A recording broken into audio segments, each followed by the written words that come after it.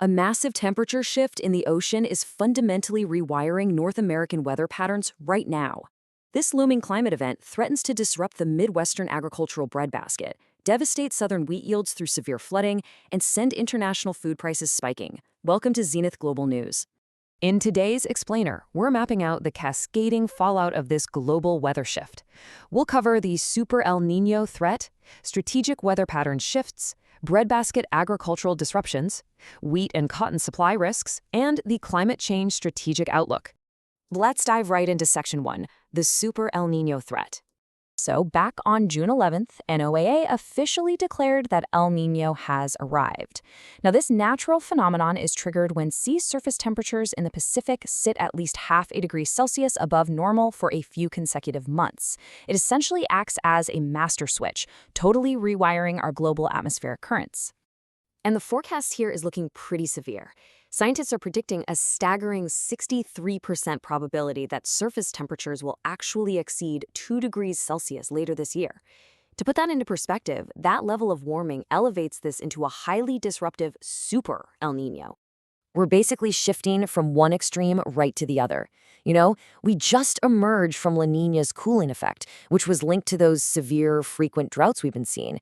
Well, El Niño flips the script completely. It uses those warmer Pacific waters like a massive heat engine to redistribute moisture all over the globe. Moving on to Section 2, strategic weather pattern shifts. This sets up a real tale of two oceans. Over in the Atlantic, increased wind shear actually dampens hurricane formation, which kind of protects the East Coast. But on the flip side, the Pacific's warmer waters provide a ton of energy, heavily elevating the risk of major hurricane impacts for western Mexico and Hawaii. The geographic disruption here is massive. As you can see, the southern U.S. is looking at wetter, stormier weather with an enhanced risk of flooding. Meanwhile, the northern U.S. and Pacific Northwest flip to hotter, drier conditions, bringing disease risks. And Canada? They're anticipating a milder winter with less snow, which unfortunately sets the stage for severe wildfires. Let's zoom in on the vulnerabilities in the south, where the main threat is water. El Niño pushes the jet stream from east to west, which accelerates storms. This funnels massive atmospheric rivers. These are basically invisible, intense ribbons of water vapor straight into the region.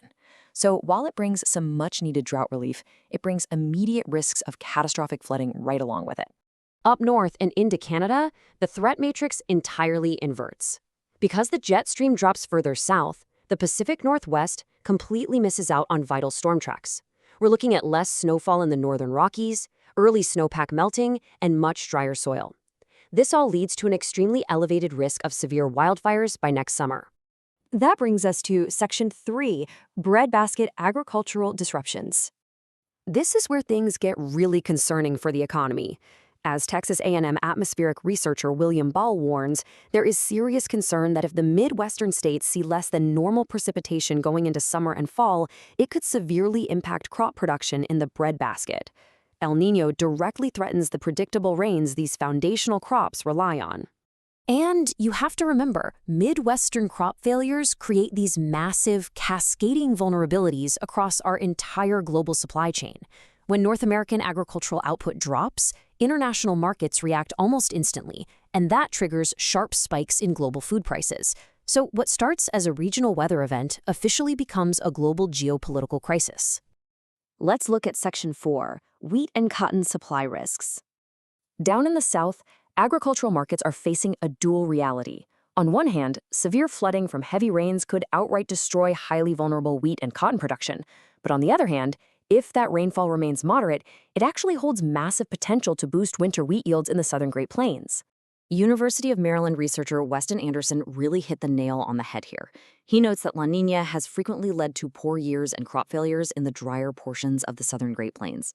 So there's actually a lot of strategic hope that this El Niño will bring some desperately needed relief to those baked soils, assuming it doesn't tip over into catastrophic flooding. We also have to calculate the secondary biological risks. Altered, warmer weather creates absolute perfect breeding grounds for pests. Think massive increases in mosquito populations. During the last Super El Nino, we saw historical spikes in West Nile virus, plus elevated risks of hantavirus and even plague in the western and southwestern states.